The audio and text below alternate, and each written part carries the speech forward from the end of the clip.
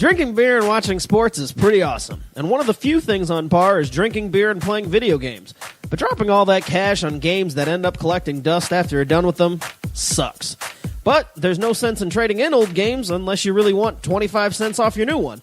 There's a better way, GameFly. GameFly has over 8,000 new releases and classics available to rent for Xbox One, Xbox 360, PS4, PS3, PS Vita, Wii U, Wii, and 3DS, as well as older systems. As a GameFly member, you can rent as many console and handheld games as you want and get them delivered right to your mailbox for one low monthly fee. And if you like a game so much that you don't want to send it back, you can keep it for a low use price. There are never any due dates or late fees, and GameFly also offers the ability to rent Blu-ray and DVD movies as part of the regular service at no extra charge. And right now, GameFly is offering fans of Craft Brewed Sports a premium, free 30-day trial to give you the opportunity to check out their service. To get that free trial started today, just go to GameFlyOffer.com/craftbrewedsports. That's GameFlyOffer.com/craftbrewedsports. Or just head on over to our website, craftbrewedsports.com, and click the GameFly link in the menu bar. We've all been there. You're standing in the beer aisle staring at the same selection that was there last week and just wishing you could try something different. That's where Tavour comes in. Tavour is the best and easiest way for you to get the beers that you can't find in your favorite bottle shop. No need to hunt down people to trade with or worry about sending some sketchy guy a PayPal account hoping that he delivers on the bottle that you want. Tavour has your back. They only work with independent breweries, so there's no risk of getting suckered into buying an InBev beer pretending to be a craft brew. And it's insanely easy. Just sign up for your free account, download the Tavour app for your Android or iPhone, and you'll get notifications when new beers are ready. Just go to the app and click Get It, and they'll put the quantity requested aside for you and ship it to your door. You can ship as many beers as you want for a flat fee, and you can schedule your delivery as soon as 1 week and as late as 5 after you select the beer you want to buy. And now, fans of Craft Brewed Sports can get $10 in credit after you buy your first beer through Tavour.com. Just go to our website, craftbrewedsports.com, and click the Tavour link in the menu bar. Create your free account, and after your first beer is shipped out, you'll see a $10 credit hit your account. There's no commitment, no contract, no gimmicks, just great beer delivered directly to your door. This is Bronson Arroyo from the Cincinnati Reds, and you're listening to Craft Brewed Sports with Scott and Mike.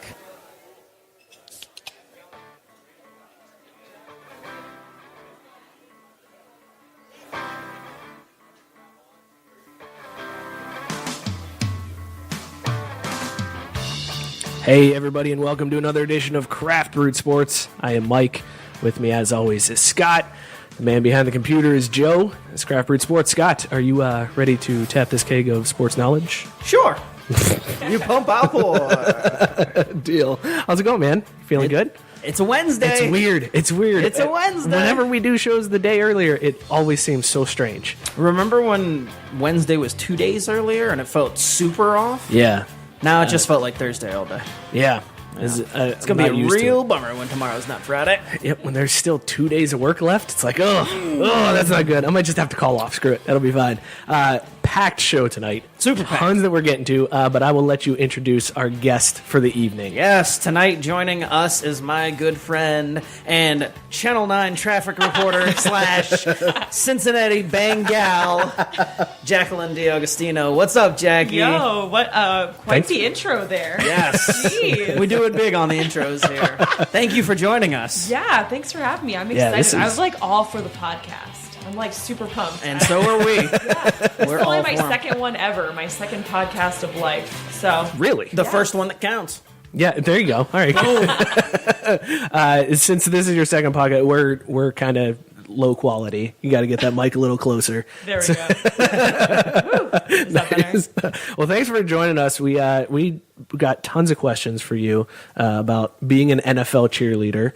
I have tons of answers. Good. But before we get to all that, let's talk about we'll go through some of the normal stuff on the show.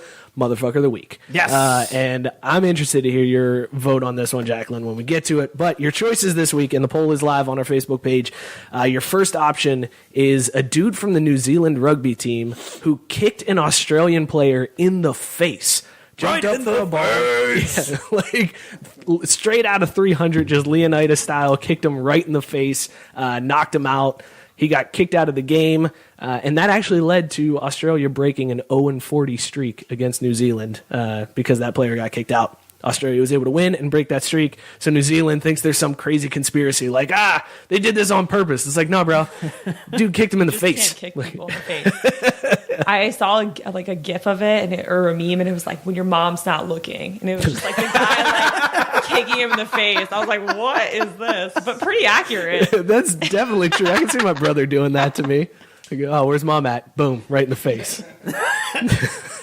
Yeah, I wouldn't got away with that one even if mom wasn't looking.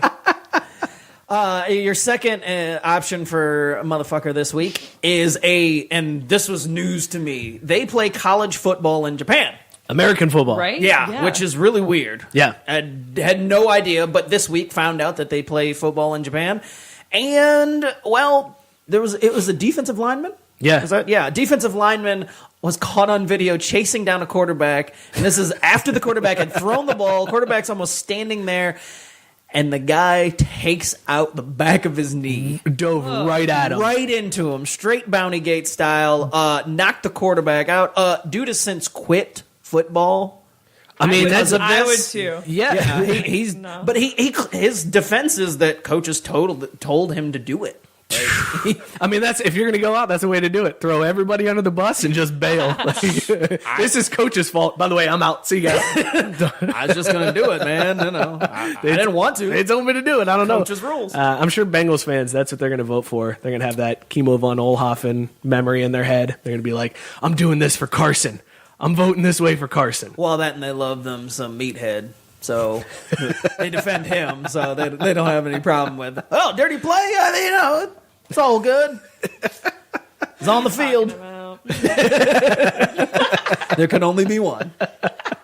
So those are your motherfuckers. Yeah, those are your choices. Get those votes in. It's available on our Facebook page. Just scroll down a little bit and you'll see that. Let's get into the beer we're drinking this week, because this is one that we're pleasantly surprised to I've start never had with. it, and it smells awesome. First off, It does have a really good nose, as this beer snobs like to say. This is Soul Drifter from MadTree, 4.3% ABV, so it's a super light beer. Because I think like Bud Light's 4.5, right? Yeah. So this is even lighter than Bud Light. Take that, InBev. But it's good for people who they get scared away of craft beer because they think it's all just like super heavy, like really boozy stuff. And this is just a nice light drinker. This is summertime beer if there ever was one. Yeah, definitely. And this is their summertime seasonal brew, Soul Drifter from MadTree here in Cincinnati. So 4.3% ABV. It's brewed with New Zealand hops. So they say there's like a lemon and lime over notes to it. I don't really pick any not of that missing up. that. They did say there's a tart strawberry finish, and that's pretty clear. Yeah. That's where the smell Jaclyn is talking about comes in. You smells can so smell the strawberries, and it's delightful. But here, once again, this is 2 weeks in a row now where we have a beer where the rating is kind of in the middle. This one hit at 53 on Rate Beer and 3.5 cap, something like that on Untapped. So another one that's just like right in the middle where people either love it or hate it. So I'm kind of interested to see how we all take this. So Jaclyn, initial taste test. What do you think of this one? Oh, I'm like halfway through. But it's not really initial, but I mean, it's really good. I like it a lot. I love craft beer. I lived in Asheville before this. Oh, so man, it's that's like a mecca. Literally beer city. I think there's the most breweries like per capita in that area. It's crazy. And there's craft beers everywhere. Sierra Nevada is there. Yeah. But I really only like light craft beer, which is like a very small that's a niche market right window. But I mean, I really like this a lot. I always go for the lighter stuff, so this is like definitely in my wheelhouse. So you're not going to get like the barrel aged stout that's like 15%. And I made We should have done one of those. Mistake when I first moved there. Wicked Weed is like this really popular brewery. I cannot say that word today. Brewery in Asheville, and I didn't know anything about beer when I first moved there, and it's an oatmeal cookie stout, and I'm thinking in my head, might be all over that. Sounds great, and I hate stout, but I didn't realize that until I tried that because I was like, I had one taste. I'm like, oh my, what is this? Like, what did I order? Because I didn't know about anything about craft beer, you know? But you live and you learn.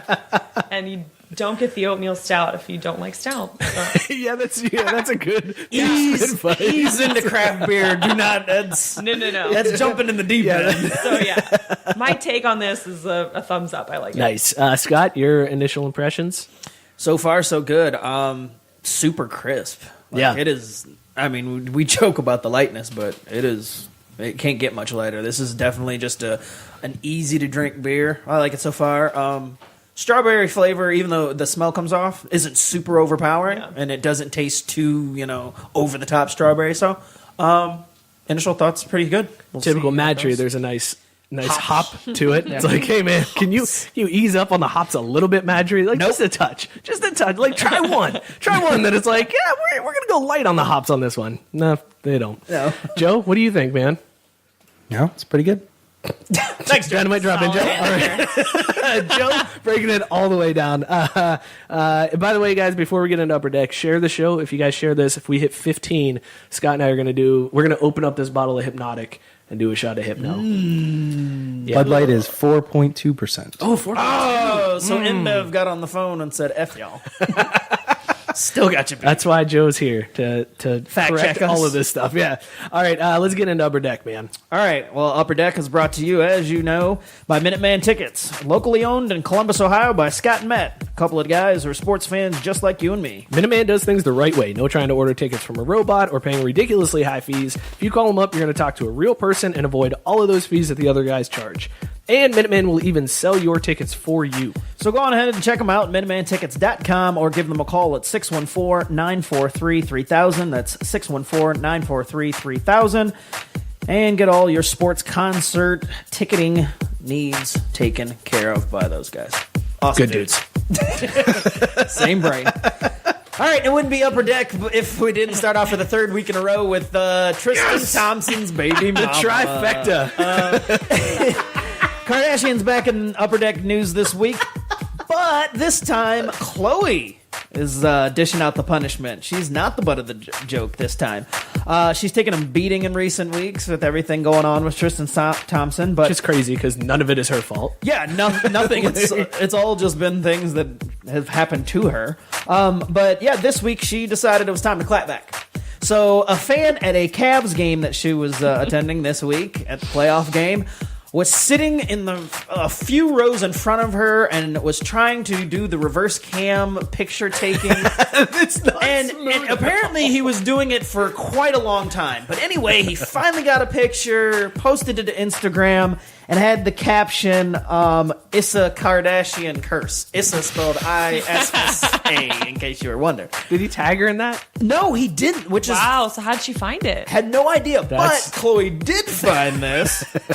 And when she found it, she was none too happy. Her response to the photo was, quote, "Corny ass, you went to a playoff game, but were on your phone for almost all of the 4 quarters. Thirsty as fuck. Trying to get a picture of me. Dude, watch the game. We were all talking about how crazy you looked at the game, acting like that." End quote.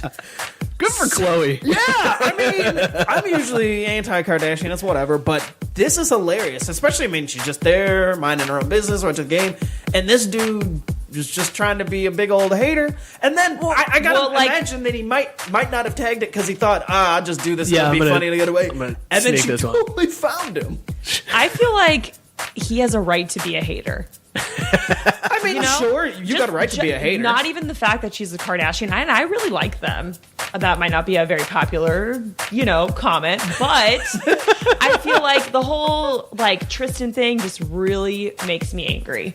Like the day after it happened, I literally posted on Twitter, Instagram, "Good morning to everyone except Tristan Thompson." Did you add him? No. Oh, that would have been awesome. That would have been awesome. It would have been even better if Tristan just randomly searched and was like, "That's not cool." But you know what I mean? Like, come on, dude. I know they had a kid together, but he did her dirty. Yeah. Well, I just think it's funny that this dude. First of all, how do you think you're going to get away with that? Because he did like the selfie cam and like did the over the shoulder. He's doing like one of these trying to get himself. you can see yourself in those in the viewfinder. It's a big screen that then show like and if he's being all awkward about it for 3/4, right? She took notice. Obviously. Maybe that's why she was just like, I'm just going to search because I know he didn't tag me, but it's up there. She's like, I bet it'll be on social media somewhere. Yeah. Crazy. Corny ass. What a quote. Corny ass. You thirsty as fuck. How are you you're gonna like, clearly those are good seats. If Khloe's behind you, you have fantastic seats. He was to a right playoff there. game. Base side. Wow, how are you not? He was right there. Well, and I'm curious as to why they don't have security that's monitoring, the situation there. So my boyfriend went to a Heat playoff game, TBT, and so, but there was like Fat Joe, like not even Kardashian status. Like, what is Fat Joe doing right now? Like Fat Joe, Jimmy Buffett, and anytime he put his phone out, they'd be like, "You need to stop. You need to stop." Oh, really? Yeah. Security was on it. Right, and so Buff doesn't like his picture taken. Right, so I'm like, I'm shocked that they don't have the same kind of treatment. I don't know. Maybe it's just because it's Khloe. They're like, screw it. Yeah, just she can have it. I don't know. Well, there you go. Craziness. All right. Well, this next story is a little bit longer, so bear with us. And Jaclyn, I think you interned with the Golf Channel, right? I did. This story's right up your alley Yeah. here. So this weekend at the Mid Amateur Championships down in Florida, there was some crazy shit that went down. So bear with me again. The leaders, Jeff Golden and Mark Dull, were on the 9th hole when Golden asked Dull about the condition of the cup. Dull's caddy responded, "Don't worry about it. If you're going to make it, you're going to go around it." So there must have been something blocking the way, and the caddy says, "Don't worry, you're not going to hit that." So Golden then went to the tournament officials and said that the caddy's comment constituted giving advice. Technically, it did, and that's illegal and results in the forfeiture of the hole. So he then goes 2 up after 9 holes, wins the hole without even having to putt because he's just like, hey, that guy cheated. He gave me advice and he's not allowed to. And they were like, yeah, you're right. Okay, you win the hole. So fast forward a little bit, there's a rain delay. Golden goes to his car to get a change of clothes and supposedly runs into the caddy. And the caddy comes up to him, according to Golden, and says, by the way, I wanted to apologize, and then punched him in the face. Oh my gosh. I saw where that was headed. Yeah, of course. So then the storm passes. They go and they're on the 17th hole, and Golden shook up after this incident in the parking lot, says to the other guy who he's battling for the lead, do you want to just forfeit the tournament? And the guy was like, no, I'm not going to forfeit. And Golden was like, fine, then I quit, and left. All right, so now the match is over. This guy loses. It's like a sitcom. He's clearly messed up. It gets worse because then he petitioned the FSGA and said they shouldn't have accepted my concession. I was messed up in the head from the punch, so I'm protesting this result. I should have had the chance to play this one out. Police said there was no sign of any injury. There's no sign of anything on the caddy's hands that would have said that he may have punched somebody. This guy went to the doctor, had a CT scan. Oh my gosh. Weirdest story I've seen, I think, in Upper Deck. And it's all because this dude tried to play super dirty, which, full disclosure, I did that in high school. Of course you did. I was on the tee and some kid we were on a par 3 and the kid hit one and I was like, that was a good shot. What club did you use? And he was like, 6 iron. I was like, yeah, that's cheating. That's a stroke, 2-stroke penalty. Oh my God, you baited someone into... Wow. I wasn't very good. I had to do whatever I could. Gert, man. This guy. Call you Patrick Reed. I love Patrick Reed. Maybe that's why. You're like the only person that I've heard that. Nah, he's like the official golfer of the show now. He's super awesome. No. Because he's petty. Because he's Yeah, the a pettiness. cheater. Well, I mean, if you're not cheating, you're not trying. According to Mike, especially. There you go. So if you're ever playing against a guy named Golden in Florida, don't take a shower with quit. Oh, okay. I just got that. Yeah, you got that? Okay, cool. Sorry. Real news here, though. Shaq, guys, Real news. launched the career of NSYNC. And I'm serious, because if you Google members of NSYNC, Shaq's picture will pop up. But if you don't believe me, just listen to Lance Bass. LB. up, man? What's going on?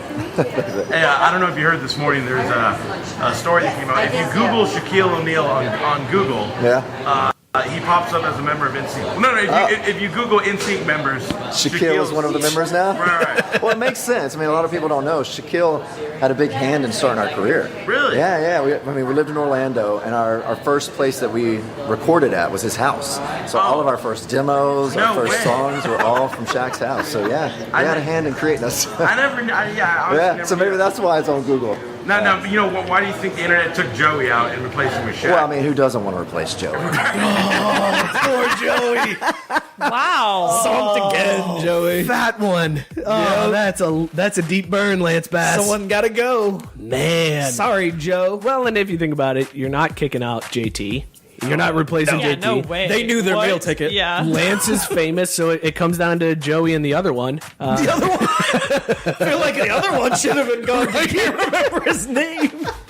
That's how low Joey Fatone is. That he's below the guy nobody knows. I was gonna say the other one is the one with the little dreadlock. Yeah. What? The weird. He had the weird hair. You don't remember that guy? It was like a ponytail dread. Justin? No. And he had goatee. Not Justin. I don't know. Duh. I don't think I ever knew that dude's name. Justin, Joey, Lance.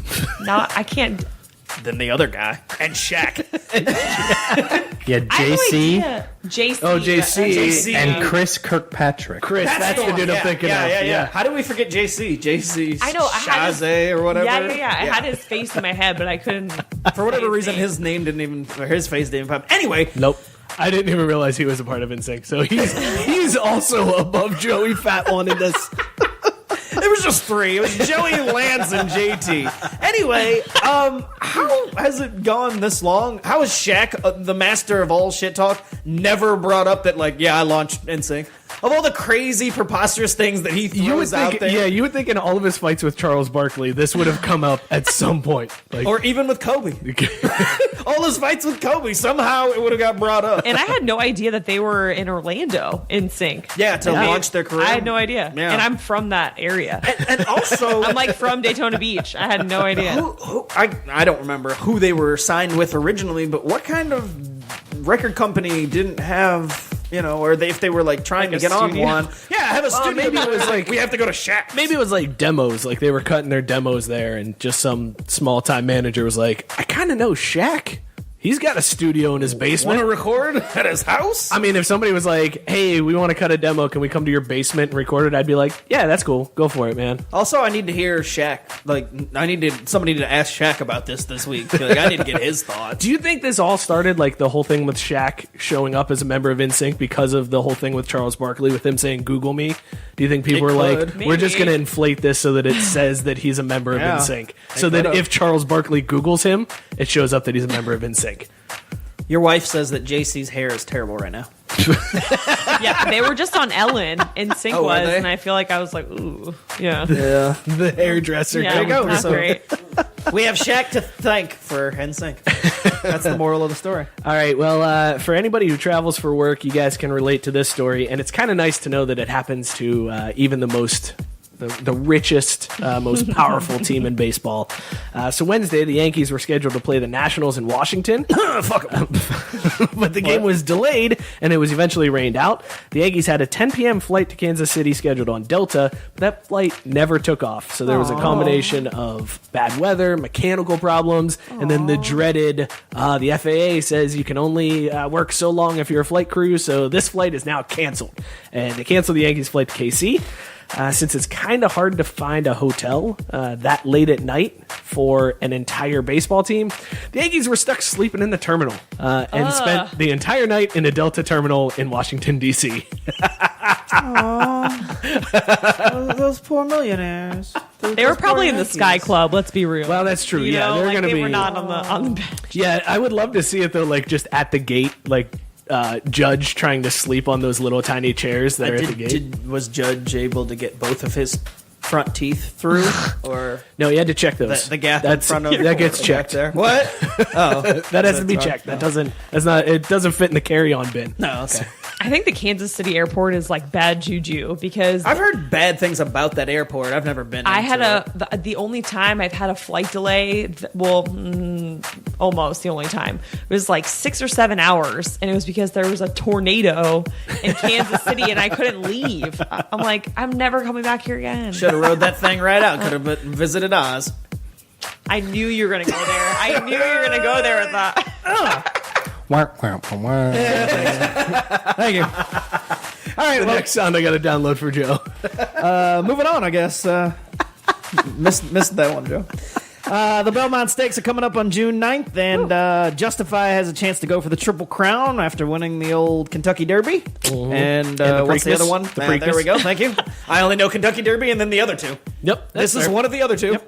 These are the Joey Fatone and JC of horse races. Yep, they are the ones nobody remembers. But anyway, You know the Preakness? Come on. no, I mean I know it exists. I never remember the names. It's like the Kentucky Derby, and then there's the other one. Yeah. Oh, the Preakness, sure. Yeah, sure. yeah. One horse that's looking to ruin that is none other than Gronk-est, a horse named after the douchebag for the New England Patriots, owned by that same douchebag. The horse opened up at partially, whatever. Horse opened up at 35-1 odds to win, but the line has moved, and right now Gronk-est is running on the 6th month, the 9th day, and is 69-1 odds to win. When asked for comment, Gronk giggled like a little schoolgirl. Because he's a child. You know he tried so hard to get that push to 69-1 odds. And you know that he's betting like $69 on it to win, because that's Gronk. No, he'll do what that baseball player did for the Indians and bet like 69, 420, 69, 69. Because he's a complete child. But apparently so are the odds makers. The odds makers I could see went along with it. I could see Gronk betting like the 8008135, the old calculator trick from grade school. Turn I around, forgot said about boobs. that. Yeah. I'm like getting flashbacks to being like 10 years old. Well, I mean, you've got this dude over here conning on the golf course, so leave it to him to bring back up the old calculator trick. Reliving his glory days. You just don't tell me what club you're using. That's all it comes down to. This story's weird just because I feel like Gronk did this. It had to have been. He had to have had a hand in this. No, there's no doubt that there's somehow, some way it's all tongue in cheek. Do you think he's just sitting in his house giggling for Yes. real? Like I feel like he's just No doubt. He's such a... Meathead. I'm trying to think of a nice word, but yeah. I got you covered. Jaclyn Clown. being diplomatic. The most important aspect of this story is that the Belmont is on my birthday. Oh, there you go. Your birthday is 6'9"? It is. Oh, well, all right. Happy early birthday. Thanks. All right, let's close out Upper Deck because with this story, if there's one thing we love on our show, it's bringing the petty. And this week, we've got a great example of it. Last season, the Minnesota Lynx of the WNBA beat the LA Sparks to win the title. So during their practice, they kicked off the season this week, and Minnesota played LA in the first game of the season. During their practice, the staff at the arena in Minnesota turned on the video that they were going to play during the ring ceremony later on. So LA is sitting there warming up and had to sit through the audio and video of the highlight reel of Minnesota's championship season where they beat LA. And just during their shoot around, you just hear in the background the cheering and talking about how great the season was. Super petty. I absolutely love this story because they're just going to ignore it while it's happening on the court. Like they might not even come out of the locker room yet. And they were like, no, we're going to make sure you see this. We're going to play it during practice. I wonder how bitter they were. Well, they were super bitter, and they ended up getting the last laugh because the Sparks did win the game 77-66. Ooh. So last laugh goes to LA. Yeah, but they didn't get the championship. So Still ain't got them rings. Congrats on the first win of the season. I know. See you at the finish line. This has been Upper Deck, brought to you by Minuteman Tickets and petty WNBA teams. and Shaq. And Shaq. Shaq launched our career too. That's the story I'm going to tell people someday. We started off in his basement. Yeah, we were recording the shows in Orlando, Shaq's basement. Florida. Yeah, it was never Mike's basement. It was always Shaq's. We just had to keep quiet about it. Speakeasy. It's the speakeasy. I'm gonna get just a cardboard cutout of Shaq to hang out down here from now on. Like the one off Home Alone of Jordan. Yes, We can put him on a Just train like and that. have him moving around in the basement. All right. Well, that got weird. Sorry. So, Jaclyn, thanks for joining us tonight. We're super excited to talk to you because you are an NFL Cincinnati Bengals cheerleader. Yeah. And a traffic personality in the morning. Don't forget, man. Yeah. Don't shortchange her. I watch it every morning. I Thanks. She's support. just not all pom-poms and good looks, man. Don't reduce her. Oh, hey. Yeah. Jaclyn, what club do you use on par 3 courses? I don't know. He's just trying to set you up to take a stroke penalty. Because he's a cheater. Yeah, he is. Anyway, for those of you who don't know, Jaclyn was also a Florida alum and was on the Florida dance team. Go Gators. Yes. My wife loving Kentucky was Oh. that was the first thing she's like Jaclyn's the one that went to Florida, right? Yeah. There's it's weird because when I first moved here, I didn't realize that, I'm like, why is everyone in Kentucky stuff? It's right down the street, kind of, So Yeah, I didn't when I moved here it was the same way. I didn't I'm like, realize. why are there SEC fans here? And then you put 2 and 2 together. Literally the entire state of Kentucky likes UK. It doesn't matter. And it bleeds right over the river. And they travel very well. Yes. I know that firsthand. And they are interesting. What's your least favorite SEC team? Oh, I feel like I have different for basketball and football. Okay, that's fair. So basketball, I would say it's probably UK. And that's just personal because I was there, Fair enough. Yeah, 2010 to 2014. So 2013 and 2014, we were pretty good in basketball. We were SEC championships were us both times. We were just back and forth. Bradley Beal, right? Bradley Beal and Anthony Davis, the eyebrow man. Yes. So I've seen it up close and personal. It is something. That sounded weird. I was just gonna let it sound like, hey, courtside, I've seen it. hey, AD. That's all I'm saying. But yeah, Anyways, so that's your basketball. What about football? that's basketball, mainly out of jealousy, obviously, and because it's always been back and forth, and forth. And same thing for football, out of jealousy, just Alabama. Come on, dude. Yeah. It's Saban. I'm sure he's a great coach, but it's just kind of again, how many national both of those championships fan can you bases win? are very similar. They're That's all I'll say. yes. They're very intense. That's a risky thing for you to say. It You is. should have just texted that to me and had me say that.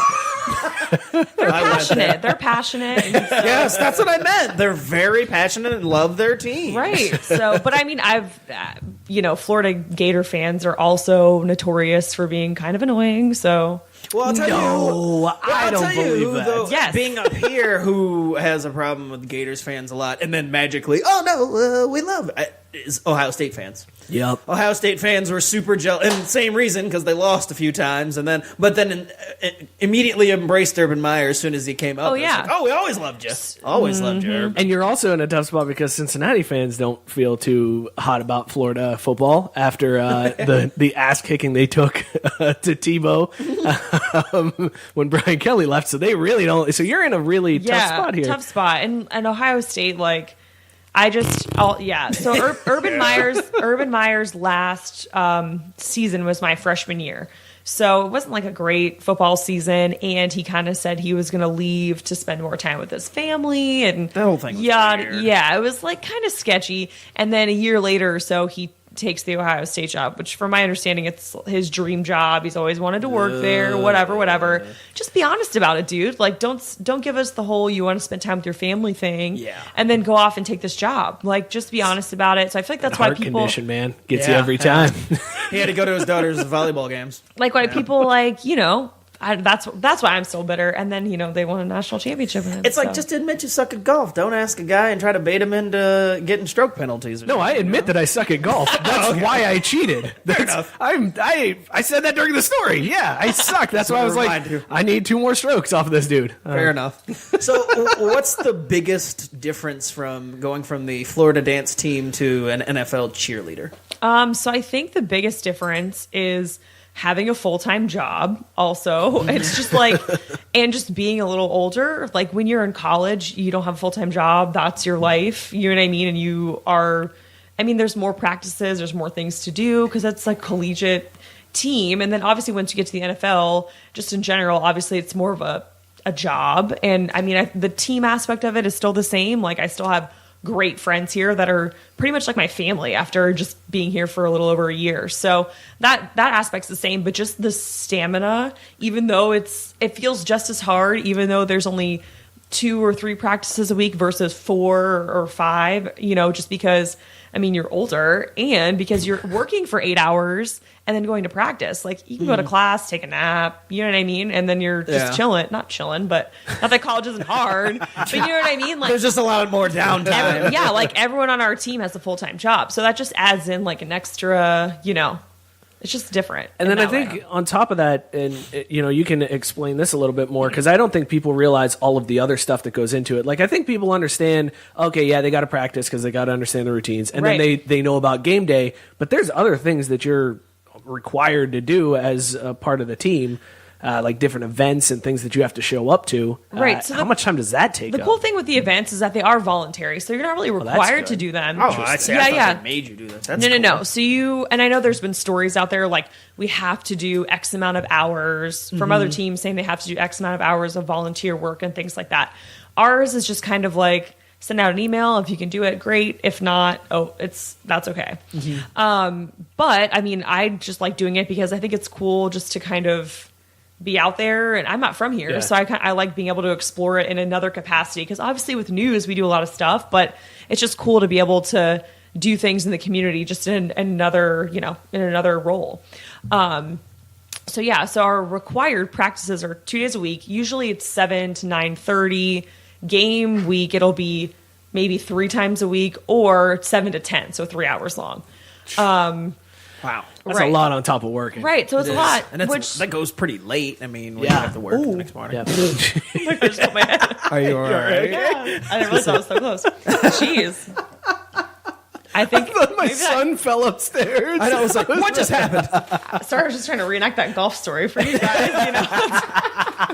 Anyways, what was I saying? Oh, the practice schedule. And then also during the summer times, we'll have extra ones because it's also different versus college for me is that in college, you kind of learn things as you go. So like the week of the whatever basketball game you have, you learn that halftime dance like that week and then it's over. Here, you pretty much learn everything like all in the beginning and then have to maintain that and do it throughout the season, which is kind of an adjustment because if you're used to just learning something and throwing it away versus, doing it. Do that. Those cumulative finals are brutal, man. What's funny? That kind of mirrors the transition you say from college for the players. It's like, you're going at a certain speed, and then the NFL speed is completely different, and it changes. I wouldn't think about something like that, and again, not knowing that you just do the one dance and then throw it away versus doing it all the way through. Wow, that's a lot. And so basically, all the dances that we have, so we have different dances that we do whenever they're playing like just candid music, like whenever there's a timeout or there's a commercial break or TV break or whatever. Anytime that the DJ is playing any sort of music, we have to be dancing or moving or something. And those dances are completely different than what we do in the end zones. Like the end zone dances are completely different. So there's probably, I'm trying to think, maybe like 10 or 11 different ones that we'll do like during the game when there's just music playing from the DJ, and then between the quarters and the end zones, those are completely separate. So, what's when it comes to, and this was a question that was brought up in a Facebook group from Brock. He mentioned that like growing up and seeing kind of like grade school cheerleaders and then high school cheerleaders, the job is more to like pump up the crowd and get them involved in the game and cheering in the game. But at an NFL setting, you've got the stadium blaring speakers. There's somebody controlling like a chant through the stadium. So how much of an adjustment is that for you to adjust from like, okay, it's my job to get them going, and now it's all right, it's my job to just sort of keep them in it? Would you say that's like a fair assessment for an NFL? I don't know. I cheerleader? guess it's obviously like if you're at a high school football game, the crowd is a little bit more manageable and contained, and it's less, it's less more Bengals on you fans? to hype it up than being at a huge NFL stadium. So I get that. And they're definitely trying to implement like involvement more. Like we have signs this season that kind of try to get people more involved and stuff. So I get it. It is different, but I think your role as an NFL cheerleader, and it's like this in college too, it kind of goes so much outside of the game, if that makes sense. Like you're almost like an ambassador for the community in addition to being there. Whereas I feel like in high school, I mean, yes, you can say that, but it's just more apparent, once you're at the professional level, that you're doing all of these things like out in the community, and just we have, different events that the Bengals put on, like Recess in the Stadium, which basically is, it's like a health expo that is free for kids to come, and they can come and, run a 40-yard dash and do all these activities on the field, and that like makes their day for all these that would kids. Make my day. You know what I mean? Yeah. So man. To be able to, to be able to be on the field for those little kids and just do that, and for us to be a part of it, I think being involved in that way is almost I don't want to say a bigger role, but it's definitely just as much of a role as it is just being in the game. And don't get me wrong, like being in the game is awesome, but that's just a whole other part of it that I think is, very strong when it comes to being a pro. You're kind of doing things out in the community in addition to, it's like connecting with fans on that level, aside from just not, trying to hold up a sign. It almost becomes the reverse of what you see in like college and high school, where college and high school, that's like the focus is being in game, and now that's just the added part to it, whereas it's the exterior stuff. It's just I think it's just more involvement outside of the games too, if that makes any sense. Yeah, totally. Well, another Facebook question. This one's from Jerome. What's the wildest thing you've ever seen at an NFL game? And I mean, NFL games are completely different experiences than, I'd say, just about any sporting event, at least American sporting event, because I know some foreign sporting events can get pretty rowdy and crazy, but NFL games are nuts in person, and you don't get that on TV as far as like the atmosphere. And I mean, there's just so many drunk people and stuff. So what's the craziest thing that you've seen? I have a good story for you. So like even in the SEC, they don't serve alcohol. Mm-hmm. And obviously people tailgate and stuff, but it's way different when you just can walk up the stairs and get it, and people are a little crazy. So the Christmas game, we had a Christmas Eve game. My parents were in town. It was their first Bengals game, and I was super excited to have them there. It's my mom, my dad, and my younger brother. And every quarter we shift corners, so you rotate throughout the stadium. And it was the fourth quarter, and this guy is so drunk, like he's like pointing and saying like "I love you," like to, like whoever, all of you guys, so just whoever's in his kind of like fingers way. So, and the security guard's like, "Dude, you can't do that," because he was like hanging a leg over a side of the railing, and they're like, "If you do that one more time, we're gonna kick you out." So he was Christmas Eve, mind you, Christmas Eve. And this was a guy who it happened to be on the side where my parents were sitting on that side. So I finally got to be in front of them. My mom, my dad, and my younger brother are like a row behind him. Oh, jeez. So I'm like talking to my dad, and this guy thinks I'm talking to him. And so I'm trying to motion over, and the security guard's yelling at this drunk guy. And my dad thinks the security guard is yelling at him. And he's like, God. And the security guard is like, "I'm going to kick you out." And he's like, "What?" And then I go to the security guard. I'm like, "Hey, that's my dad." And he's like, "Well, your dad's being crazy." And so like we're talking about different people. And then we finally put two and two together. And I was like, "That is not my dad." I was like, my dad is behind that man. And then I think that guy did get kicked out because he was trying to jump over the wall and go on the field, which you cannot do. Fair. That's usually frowned upon. Right. So, but I like think, when something's like really awkward for a moment, and I think back to that, and I'm just thinking, oh my God, that security guard in that moment must have been like, oh my God, your dad is crazy. Yeah, like, this is your dad? Yeah. But you poor child. We figured it out. Your dad has been harassing the entire team all game long. Yeah. But we figured it out. I was like, I'm sorry, that wasn't my dad. That's amazing. That's my dad. He's still here. Yeah. And that was the last game, so we just ended it on a good note. Merry Christmas. Going out on top. Bye. All right, quick questions from the group. These are very important, and you are going to be helping to decide a lot of debates with these. Oh, I'm nervous. Tiebreakers here. Plain cake donut, yay or nay? Plain cake donut. I'm going to say no, because I do like the glazed blueberry cake donut. It's my favorite. Yeah. And Welcome to Flavor Country. I take corn. and every time there's donuts in the newsroom. I got a good Jaclyn story, speaking of which. Like, I feel like we have the same taste in donuts. Yeah, well, we have the same taste in food that's in the newsroom. But the other day, Nero and I are talking at Nero's desk, and I just casually had said, just as a joking thing, or we were talking about, not eating the crap in the newsroom. Because there's always something. Yeah, and I had said, I've avoided that stuff and dropped a little bit of weight. And I was like, it stopped from saying, oh, look, there's food at the news desk. And Jaclyn misheard me and thought I was actually stating, hey, there's food in the news. She's like, where? Mid-conversation, I was like, no, that was false alarm, Jaclyn. I was like, good to know you're on top of it. Like, the reaction was so instant and genuine. Yeah. Like, where? It's like high alert. No, there's nothing. But, yeah, I was proud of her. That's awesome. All right, well, another food question then for you. Is a hot dog a sandwich? No. Boom!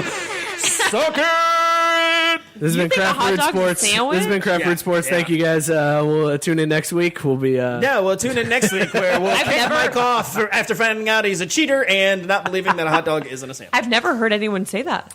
It's Where are bread. you from? It's bread and meat.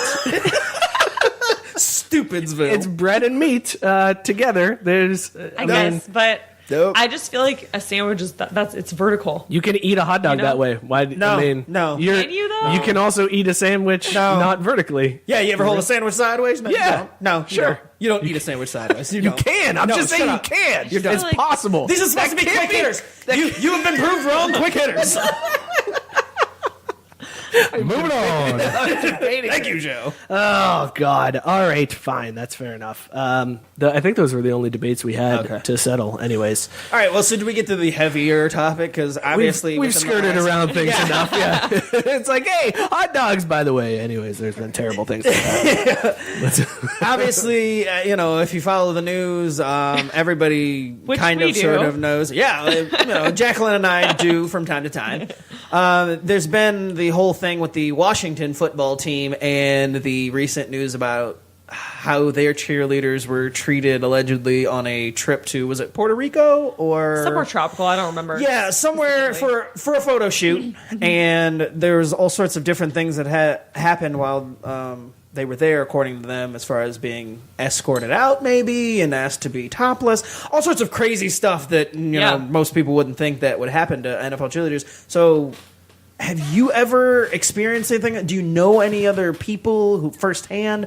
What's your experience with that? And then after we get past that, like, what are your opinions on everything that you heard from that Washington case? So let's just give a little bit of background on the whole calendar shoot thing, because I feel like people, you're like, what? So obviously all the teams do calendar shoots in their bathing suits and stuff. And this story it happened 10 years ago, I think. It didn't happen recently. It wasn't recently. The incident itself coming has been forward recently. Right. So, and now more teams are just staying in town to shoot these photo shoots. But 10 years ago, it's very typical to go to a tropical destination. Some teams still do. So, like Dallas Cowboys cheerleaders, they're in the Bahamas right now. But, it just depends on the team. So, but it was definitely more common to go to some tropical place, Mexico, Bahamas, whatever, to shoot these calendars. And basically all these calendars are, they're made because they all have sponsors. So whether that's local companies or whatever, so they're who's actually paying for it to get printed, sponsors that'll help, pay for the trip for the team to go. So these men were sponsors, I believe. I believe they were part of the sponsors that helped pay for the calendar. Yeah. And some of them season ticket holders and stuff like that. Yeah, and so apparently they were invited, and things got creepy and weird. I've never experienced that, to be completely honest. I was not in our calendar last year, just kind of a personal thing, and we're not required to do that. So I can't really speak for any other teams, but at least here you have the option of not doing it. It's totally up to you, and it's not like frowned upon. It's just like, hey, if you want to do this, you can do it. Most people do, but if you don't want to, you don't have to. And so I didn't do it. But I mean, I still think if you want to, why not do what you want? Yeah. So that's that. And my opinion on it, I never experienced anything like that because I was never in it, and I haven't heard any stories of anything like that. And not last year, but the 2 years prior, our team went to Mexico to shoot this calendar, and I've never heard anything crazy like that. Like it was the team and the coaches that were there, and that was kind of it. There was no other, people invited.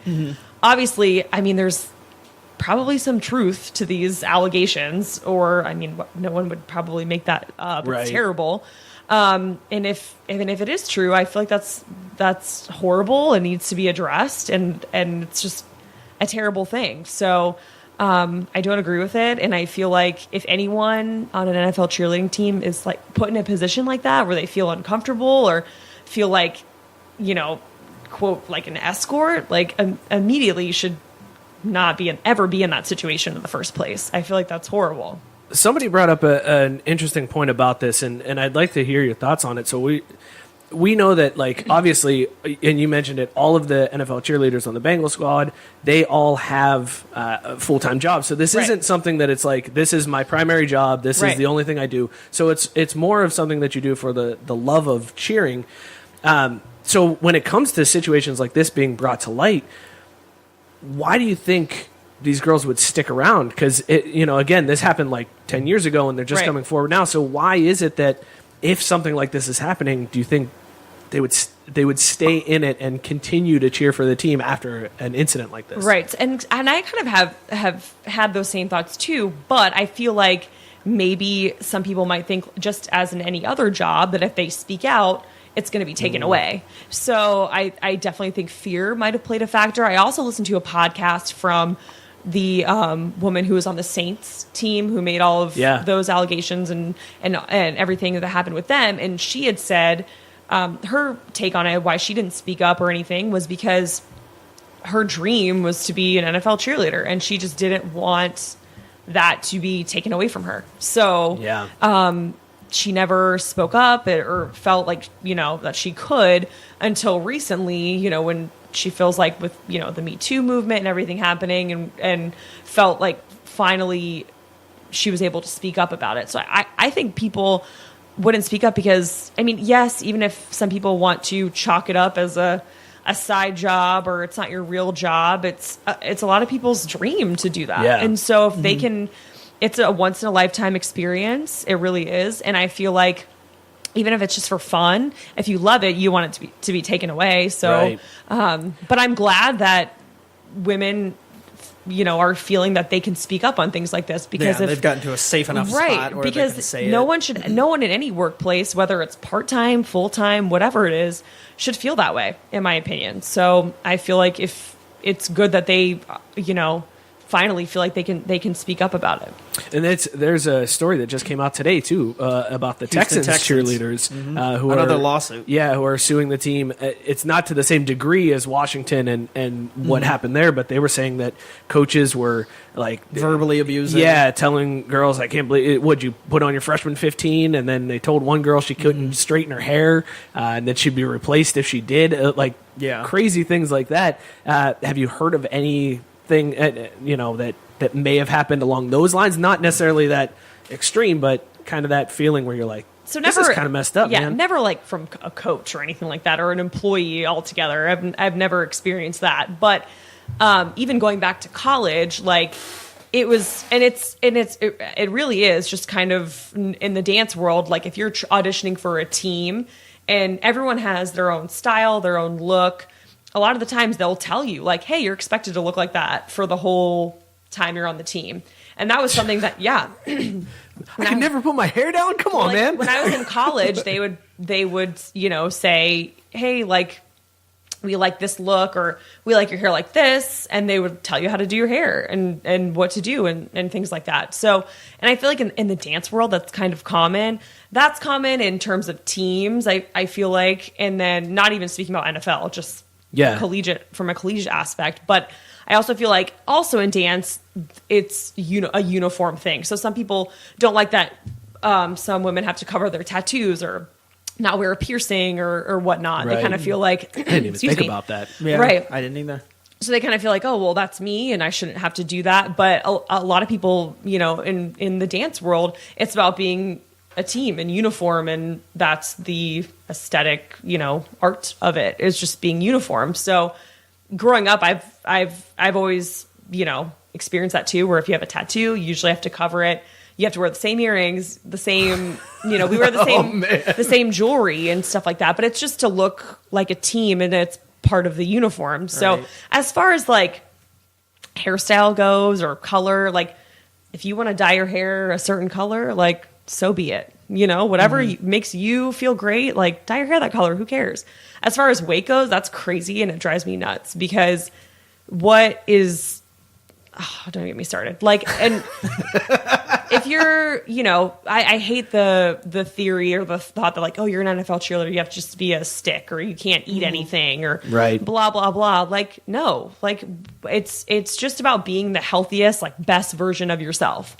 Really, it truly is. And they'll tell us that in practice. So, like, it's not about starving yourself, or it's not about, not eating or hitting a weight. That's good. And I know that there's been articles in the past about the Bengals having like, oh, girls have to have a weight, leniency weight and whatnot. And I can tell you that I've never done that. So I've never been like, told you have to stay within this weight. That's never been said to me.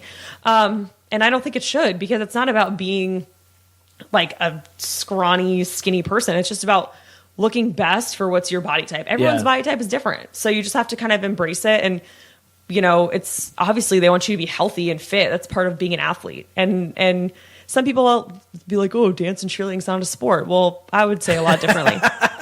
I don't know how people make that argument ever. Like, if you've ever watched a dance team, of it's competition, unreal. because a lot of people make it because they say that unless you're competing to win, it's not a quote sport by definition. Nah, I made that argument when I was like a high school kid or younger, and, just dumb and didn't really know any better, and was, girls, they're just standing there waving pom-poms. And then, to be honest with you, though, when I was in college, I had never really seen, and I didn't know that they had those. In ESPN, it's not like it was ever televised. So it wasn't until ESPN started televising some of those dance competitions and those cheerleading competitions. I'm like, whoa, that's like actual. When you see some of the stuff that's going on, it's like, how is that even possible? As soon as like I'm the like flips and shit, I can't do any of that. Yeah, they're totally sport. Yeah. It's like UDA, UCA, NDA, all of it, and a lot of the teams in this area are really good. So UK is like national champions in cheerleading. Louisville is national champs in dance. The Louisville Ladybirds, they had a show. And then UC is also incredible at competing. They're very good. So, I mean, if people, I know people that can kick their leg to their face. So if you want to say like an athlete can't do that, like that's fine. You can say that. But I don't agree with it. So it's crazy. We got to take a break real quick here because we got to 15 shares. So thank you guys. Sorry, I get on a tangent. No, you're fine. No, this is great. Thank you for delaying this because it's hypnotic and it's disgusting. Any rush to take her hypnotic shot, but thanks for the shares, guys. That is so gross. Hypno and hops goes down slow. That is so disgusting. So got a little left there. Yeah, thanks, Joe. Wow, called out. Yeah, that's for asking. That's a 2-stroke penalty. That's for cheating. Oh man! All right, so Jaclyn, another thing that came out today was this story about the NFL now imposing fines on teams for kneeling.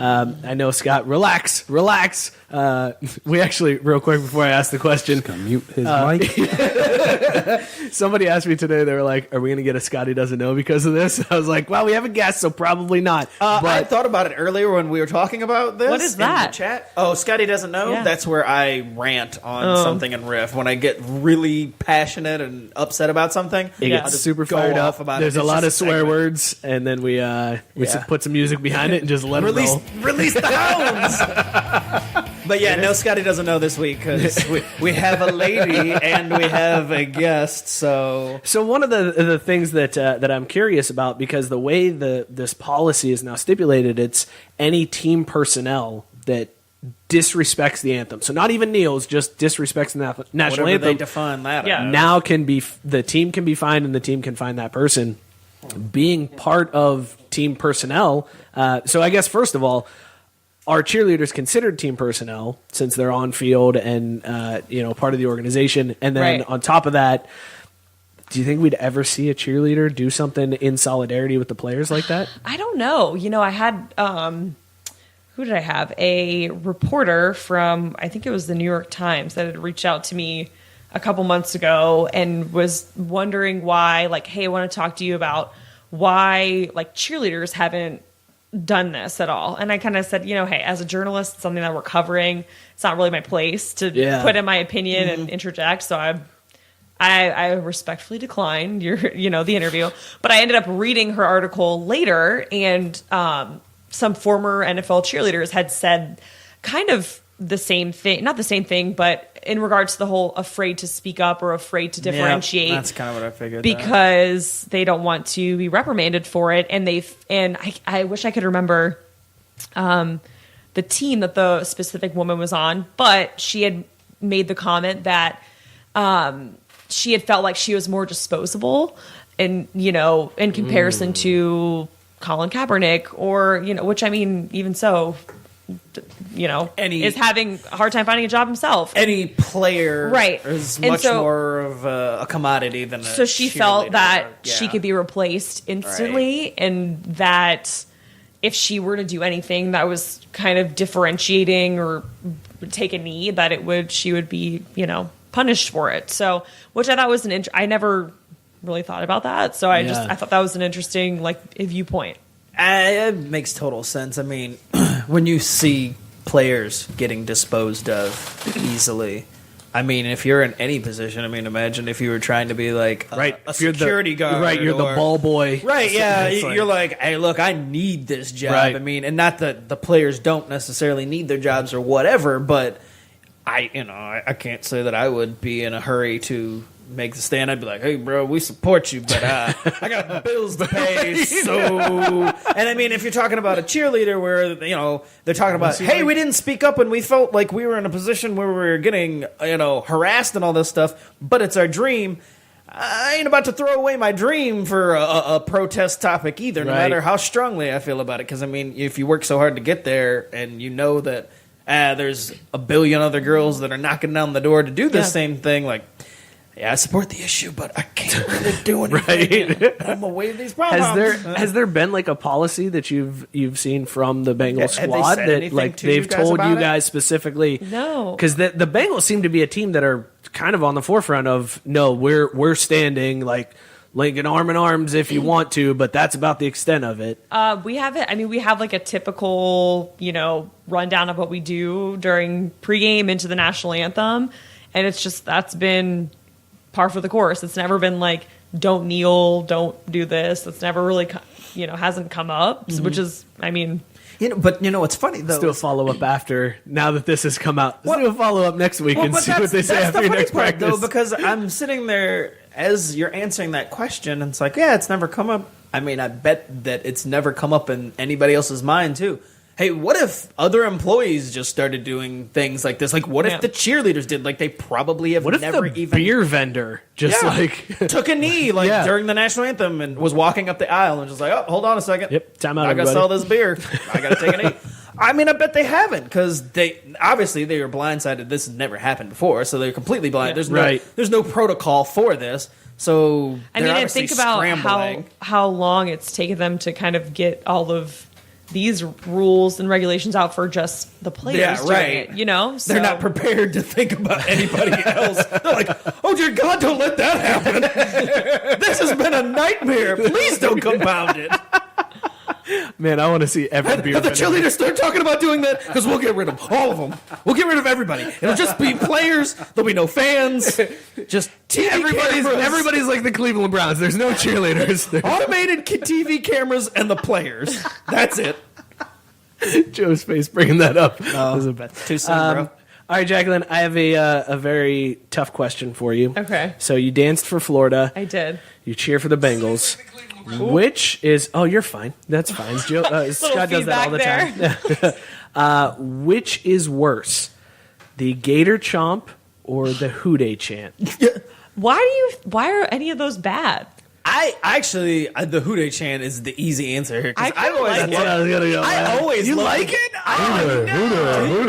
They stole it. It's stolen. I just don't like it when people say "we day" when they say it back. I'm like, okay. It's rude. I always enjoyed the Gator Chomp too. Yeah, what's wrong? Go Gator! I always just, I don't know. I played a lot with them in NCAA. I know, that's why I don't like it, because I never played with them as in NCAA, so the only time I heard it was when they scored, and it pissed me off. So I hated that shit. Plus the whole largest bar or tailgating party in the world is Florida, Georgia. Yeah, Florida, Georgia. Yeah, I was gonna say, I was like, support that. All That's 4 awesome. years, and I probably will never go back. Is it a shit show? It's just like a long day. Yeah. Like, you know what I mean? And the thing about, like, I love the Jags. I grew up a Jags fan. And that stadium where it is, it's kind of isolated. There's not really anything near it. Wait, they moved the game there?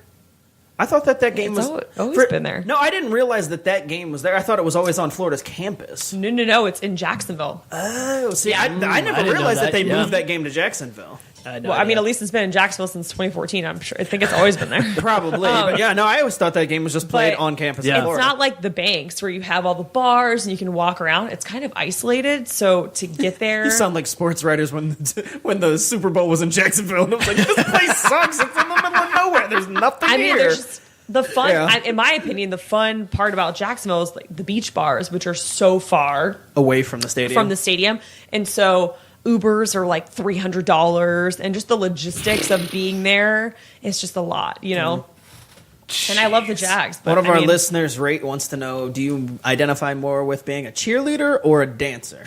Oh, good question. Personally, I think... Don't inflate his ego. Great sucks, but solid question. I feel like there's some personal beef here. That's right. I mean, he sucks, man. Me personally, dancer. I did both growing up, but I started with dance. So I started dancing when I was 10. And then I didn't do cheerleading until I was in high school. So I just grew up dancing. I did it for, since I was 10 up until I started cheerleading like 14, 15. And then I danced in college, but there's girls on the team. We actually had one girl who cheered at Loyola, and she knew what is it like Sister Jean? Oh, yeah. Like she's got pics with her and stuff. And I'm like, what? Yeah. And so, but she was a cheerleader and strictly did cheer. And so she kind of associates with that or identifies with that more. Right. So it's kind of a mixed bag. But just for me personally, since I started off dancing and that's my initial foundation, I feel like that's kind of what I identify with, I guess. Frankie wants to know what the favorite stadium is that you've ever visited. That could be college or professional. Ooh, let me think. I don't know. I think I am kind of partial to the Jag Stadium because they have a pool. Like you can have like a pool party that's like in the end zone. It's really? Yeah. I don't think I knew. You've never seen videos of like the No. Jacksonville Jaguar mascot like diving in belly flop style? I don't watch the Jacksonville games. Well, you should this past year. Well, yeah. I mean, I saw the playoff game, and then they disappointed me against the Patriots. Best quarterback. Yeah, I forgot about that already. All right. Well, do you want to talk some NBA? Are you following the playoffs at all? I mean, I I have total faith in LeBron James. Like, I don't care. He can do anyone's. And I'm a Magic fan. I'm now a friend with Jaclyn. She may have hated me for cheating in golf, but now I was gonna say, I was like, you weren't before. How dare you? No, she's now on my side because I'm also do a gator chomp to show your support. I'll critique the technique on your gator chomp. We'll see how it goes. It's okay. Wrong. It's right arm up. Just let. I was just gonna say, even I knew that. I was like, I didn't know that. Wrong way. I'm left-handed. I don't know. Are you? Yes. You're wrong-handed? That explains so much. I didn't know that. I seriously didn't realize that was like that feels awkward. It's like in front of your. Yeah, that's what I was gonna say. I was like, I didn't even know. I can't even do it correctly with my left arm up. How is it? Wait a second. Is it that weird to you to do it left-handed? Because I can do it right-handed and it's still fine. I don't. It doesn't. How feel is this right. the weirdest thing? And it's funny because I don't think I ever officially knew that. But before you even did it, I was like, oh, you just. I just need to do this for my Instagram story. This is hilarious. It is kind of ridiculous. For anybody listening, they're like, "What the fuck is happening right now?"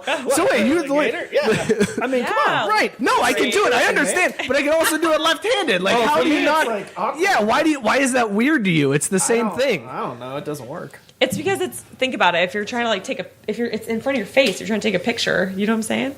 You just turn the other way. No, like why is this? You're weird. You can't take a picture from this side. Weird is weird. All right. Anyways, I guess I lost Jaclyn's friendship again because I'm a lefty. Fail. Jesus. Yeah, right out the gate, I was like, wait a minute. There's something wrong. What was the initial question, though? I don't know. Something about the NBA. So currently, the Celtics are winning 47-35 with about 4 minutes left in the first half. I'm not left. A lot of time left. We did say at the end of last week's episode, we were like, we called both of these series are going to be 2-2 by Wednesday, and here we are, 2-2. In the East, nothing's really changed because no home court advantage has been taken away. Everybody just held serve. But in the West, Houston actually was able to take home court advantage back, which is a little bit more of a story and a little bit more of an impressive series than in the East, where it's just like home teams doing what home teams do. Yeah. But Cavs and 6. Cavs and Warriors and 6. Yeah, just like I said at the beginning. Yeah, like I said, so when I was in college, like when I really started paying attention to the NBA, LeBron, it was like the trifecta of like LeBron, Wade, Bosh, and Miami. And I was like a huge, I mean, South Florida is a whole other world. So if you grow up in Florida, you don't identify with South Florida teams necessarily if you're from like Tampa, obviously, or Orlando, because it's like another state. It's like its own world. Yeah. So I'm not really like a South Florida fan. I grew up in Daytona Beach area, so I'm like a Jags, Magic. I do like the Braves. Yes. I didn't even mention that right. Jaclyn and I bonded almost immediately when she started because of the Braves. Because Jeff Francoeur is like my childhood crush. And go ahead, roll your eyes. No, Scott's too. I'm not rolling my eyes. Scott's like, yep, right. I do, Jeff. Continue. Oh, well, what? But they do spring training in Orlando at Disney, so like we're kind of far from the Rays, far from the Marlins. So that was almost like our home team. I was going to say there is a lot of, especially before the Rays came, there's a lot of Braves fans in Florida because of spring training and all that. And like Atlanta's a 5-hour drive from where I am. That's not too far. No, but before the Rays came around, they were, the team. Because again, nobody's associating with South Beach, which is where Miami was. Which is also 5 hours away. Right, so pick one, yeah. Yeah, and Miami sucked initially. So. But, anywho, obviously, like, out of jealousy from the other Florida team or basketball team being awesome and having to go to school with tons of South Florida kids, like, I was over the heat. I'm like, don't want to hear about it. I don't care. But I do really like LeBron James as a person, and I think it's awesome that he went back. You wish him good morning when you wake up. Yeah, exactly. Good morning to everybody, including LeBron, not Tristan Thompson. Yes, and like #loyalty. Like he was like, I'm going to the Cavs. I'm going to win it. He wherever he goes, he's great, and he has. I also read he has more. Is it hours in the playoffs? Him alone than the entire like Celtics team. I believe that. I mean, or playoff minutes. In fairness, playoff minutes. The Celtics team is like all rookies this year, right? So but all of them combined, he has more. And I'm like, that he's one person. I mean, it's he's mostly been in the league for like it's 15 mostly your boy. years. It's mostly your boy Al Horford holding it down for all of the Celtics. Everybody else. Playoff This is their first year, and LeBron's They're all been, like, "Yeah, I'm up to like 4 games now." Yeah. They just got their Fitbits. LeBron's been rocking it for a while. Well, whatever. I like LeBron, and I'm not worried about him. Who's your pick to win it, LeBron or? Divided loyalties with Al Horford playing for the Celtics, though. I like how you just said, because I said this too. I was talking to my boyfriend, and I was like, "So who's winning, LeBron or the Celtics?" Like, I didn't say the Cavs. No, it's not the Cavs. It's LeBron. You're Yeah. So who's going to win, 100%. LeBron? That's how it goes, right? Yeah. It's LeBron and the other guys. Yeah. The LeBron and the Cavs. LeBron is the Timberlake of that. The Cavs are the other guys. like It's so that. funny you mentioned that. LeBron and Kevin Love. LeBron has 14. Kevin Love has 10. The rest of the team has 11 points. Yeah. So LeBron, LeBron is JT. LeBron and the Pips. Kevin Love is Lance. Now 13. Sorry. And the rest of the team is The guys you don't the remember. other guy. The guy with the bad hair. Fat JC. one. LeBron and the Pips. What about the Western Conference? Do you think the Warriors or the Rockets? So I prefer the Rockets only because I've seen I like Steph Curry, I do, and Kevin Durant just kind of annoys me. I feel like he's a traitor and he just went. I mean, so also topic of conversation that I've had is like, for whatever reason, I just feel like I'm like you're a traitor. You just like went to the winning team. Like what a cop out. But if you think about it, for any other job, it's like he's going to a better place to get more money. It's what the average person does. What the average person does. But I'm holding it against him because he's an NBA player. And why is that? I don't know. But most Everybody's like, oh, it's the easier path. Yeah, I would do the same thing. Same. If you're going to tell me my job's easier and I'm going to make a ton of money, yeah, cool. I'm in. And you're like at cheating high school golf, so we know which route you're taking, bro. 2-stroke penalty. So I don't know, but I'm like I've seen him there before. I'm just kind of like over So you it. want the new flavor, but who do you think Yeah. is actually going to win? I don't know. I feel like it's gonna be Steph and Kevin and KD. You know. Yeah. Yeah. Warriors in 6.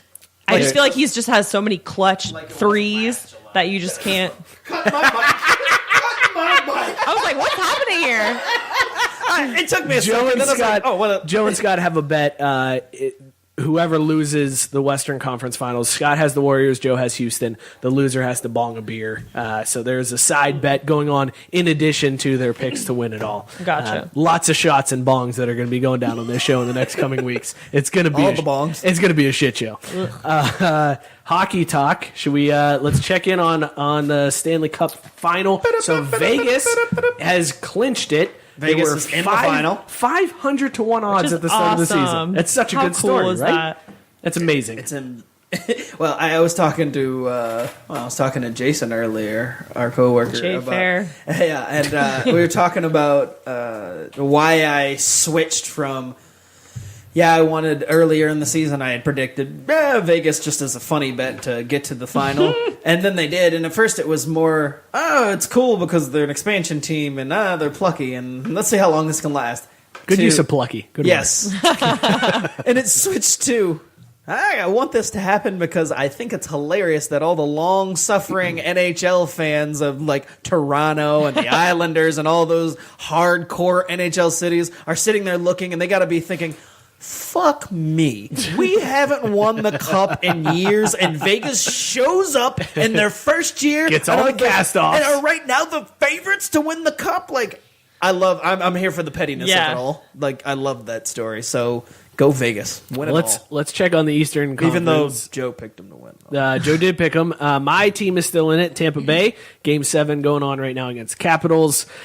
Joe, give us a score update on this one. So with 4 minutes left in the second period, the Capitals are up 2-0. It's that 2-0 curse. Here comes Tampa Bay. Yeah, but the other day they were up 2-0 and they just never scored. Tampa Bay hasn't scored in a while now. Yeah, they're in trouble. I always root for I'm like Florida. I'm not necessarily a big hockey state, if you know what I mean. No, So, yeah, we've noticed. so I mean, like, if I'm like, oh, they're from Florida, cool. I'm like, not really a. Once upon a time, the Panthers existed. Yeah.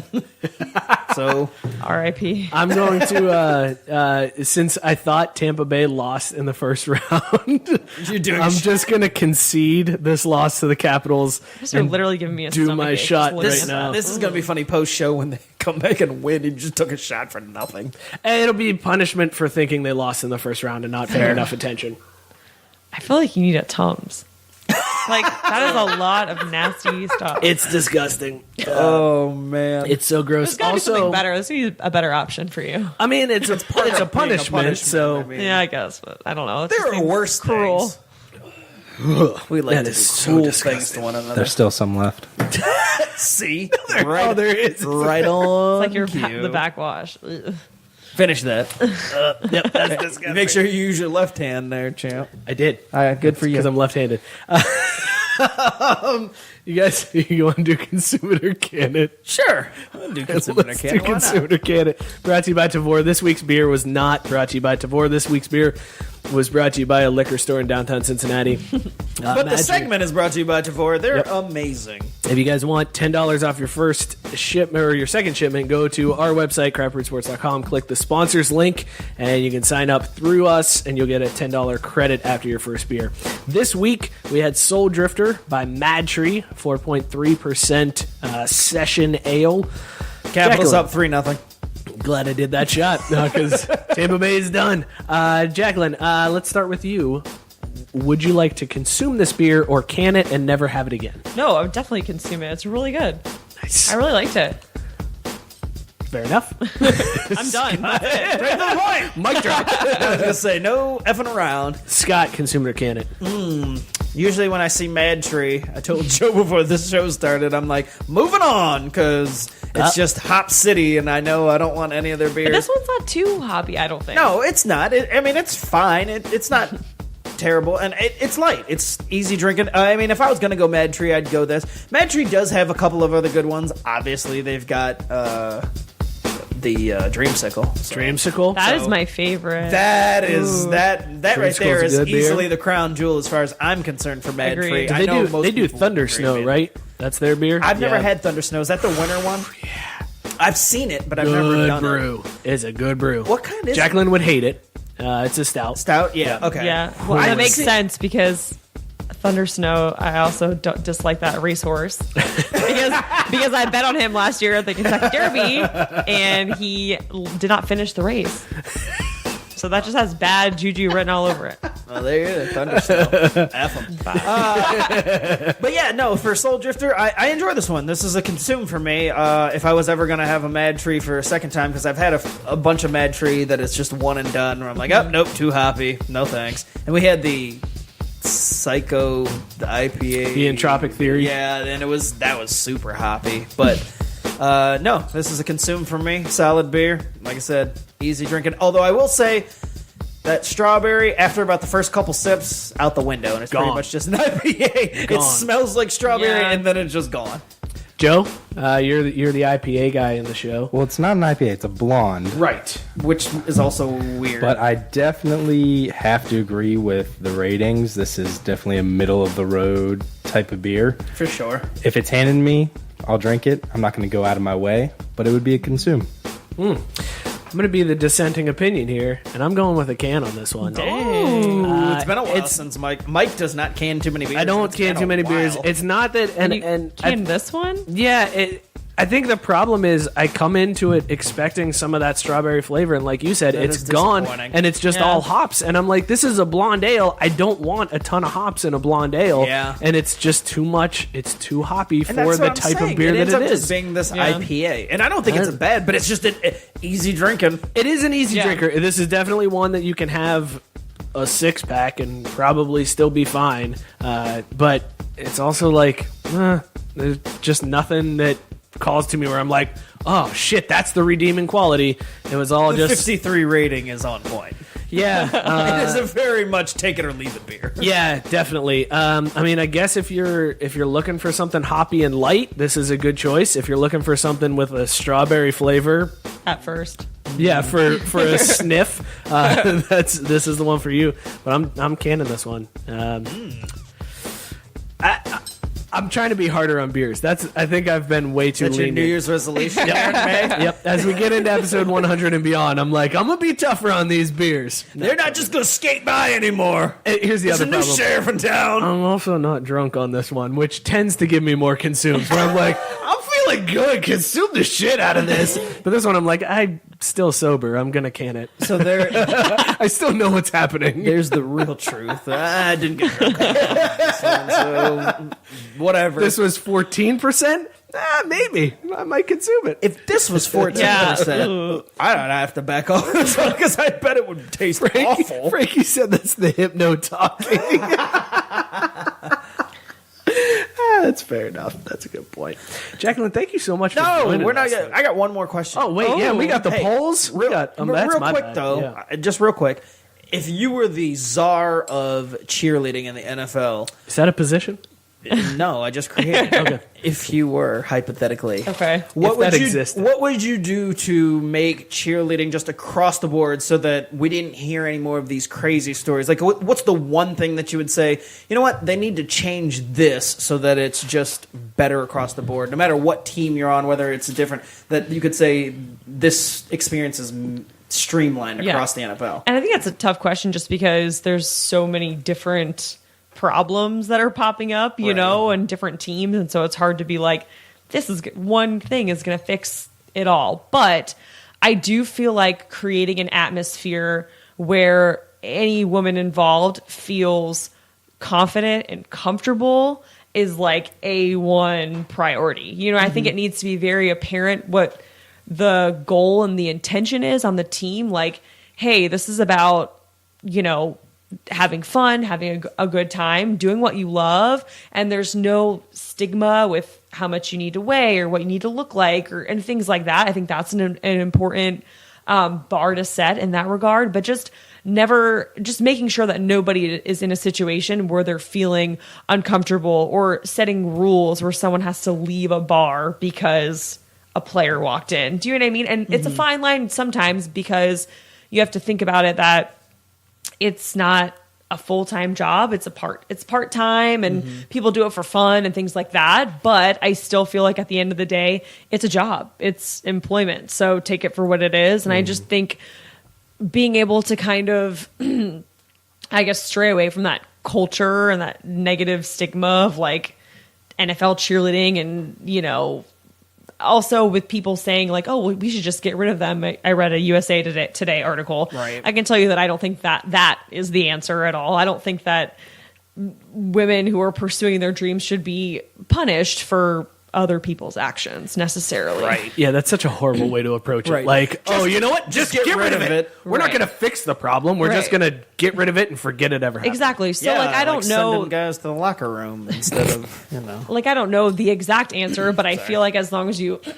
cultivate a positive culture around it and just embrace, I mean, it's a great thing. It's not and I feel like you have to also take into consideration that it's not just, you know, being on a field, and it's so much more than that. It's doing things out in the community. It's being a role model for younger girls in whatever area you're in. And so I feel like really putting that priority on that, but I can tell you that the answer is not to just do away with it and sweep it under the rug and say, you know, forget about it. So like I said, I don't know the perfect answer, but I think that's a good place to start.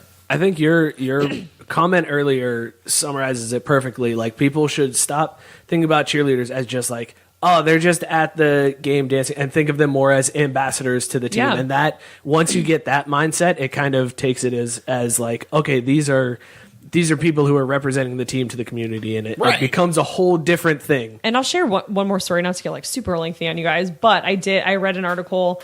It was from a former Texans cheerleader, I believe, back in the 90s or something. And she was kind of sharing, just a counterpoint to like, hey, I know there's all this negative stuff coming out, but like I've had a really great experience.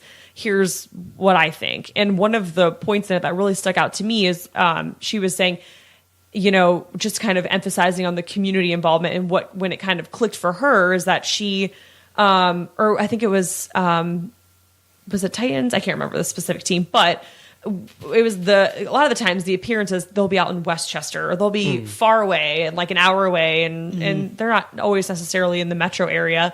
And her appearance was maybe like an hour away from her home, and she was kind of like, oh, this is so far, but I volunteered for this, whatever. And it was just going to some like random business to give out free tickets for the games and stuff. And we've done that here before too. Like if for the home opener or whatnot. And there was a family, and they had a younger boy, and he had brought a poster and had asked her to sign it, and was like, hey, can you sign my Texans poster or whatever? And she was thinking in her head, like, why am I signing this? Like, I'm just a cheerleader. Like, what does he want me to sign? I'm not a player or anything. And she was making small talk with him, saying, hey, are you going to go to a game? And he's like, no, we probably can't afford to go. So we go to all of these appearances, hoping that we meet anyone involved, whether it's the mascot, whether it's the cheerleaders, whether it's the player, and we just get a signature from anyone we can get, because that's the experience for us. And so I read that and I was like, wow. And it's true, because it's not like the tickets are free. They're kind of pricey, especially if you're living in New England or something. They're expensive. So it's like just knowing that you could be a part of someone's experience if they aren't privileged enough to go to that game is like everything. And I thought that was a really cool, just like an eye-opening, I guess, that's way to look at I would it. Never. No. Yeah, I wouldn't. Yeah, that's the only connection that some fans have to the team is those type of events. And so it's like kind of amazing. It's kind of a cool thing. She was like, hey, if I'm me, what I'm thinking, like just a cheerleader, I'm the only interaction potentially that this young kid is going to have associated with this team for maybe this whole season, maybe the next couple years. Yeah. So if you can be a part of that, like, I think that's really special. And I think it's just a different perspective and a good story to kind of emphasize how important those little things are about, going to a Mike's Car Wash and giving away free tickets. It's just more than that. And I think that people don't realize it, but that there is a bigger responsibility with it than just, what some people like to say, dancing on the field and in your, little outfits. It's more than that, it just is. Yeah. Very well said. Yeah, that's fantastic. That's an awesome story. I feel bad going to the poll after that. Now here's your motherfucker of the week. Who sucks more? As awesome as that was, it's like, hey, by the way, there's two shitty people that we're voting on. Who is shittier? Who's a bigger shithead? Sorry, we gotta switch gears. This week, your options were the rugby player who kicked an opposing player in the face, or the Japanese college football player who sought out the quarterback and targeted him and took him out of the game, and then blamed his coaches. Let's go, Jaclyn. Who's your vote for who? I'm going with shittier? the rugby player, because that's just like, I don't know. That's just like downright nasty. You're just kicking someone in the face. Awful. Yeah, that's also my vote. I am also going for whatever that guy's name is. I looked it up before the show and can't remember. Yeah, it's true. It's like some. I think it's name. Nabuda was his last name. All right, you went after the guy's knee, and that's a terrible thing to do. And he blew out his knee. It's awful. But if you're kicking someone in the face, that's your face, man. You just got, and those are cleats. That's a bad move. I'm definitely going with the rugby player. I went with Japanese football player. Of course you did. The hell is that supposed to be? I don't know. Just because you don't like to agree with me on anything. No, we usually agree on motherfucker of the week. We do, actually. We haven't disagreed. But I just thought it was crazy, one, that Japanese college football exists, and two, that not a reason to pick them for being. No, it's not. But the fact that these MFers are playing football over there, this is bullshit. Who said they could do that? No, it was more the ball is gone off the quarterback's hand for a good 3 or 4 seconds before that play was almost over. Yeah, bam, getting completely wiped out. I mean, he was completely taken out without seeing anything. Like, he didn't see this dude coming, and this dude is huge. Quarterback's not very big. I mean, it was just all those factors that ended up that I thought, that's the dirtiest thing you'll ever see, even if the coach has told you to do that. someone tells you and your conscience might have to kick in and be like, do that, I'm not going to go that far, Yeah. coach. All right, Joe, give us the update. Where is the vote as of right now? Who is the motherfucker of the week? With a 79 to 21%. The football player. It is the football player. I knew it. I knew it. He kicked him in the face, though, man. Yeah, but people get kicked in the face every day, B. Bruce Lee style. Okay, so not With Bruce Lee cleats on. but well.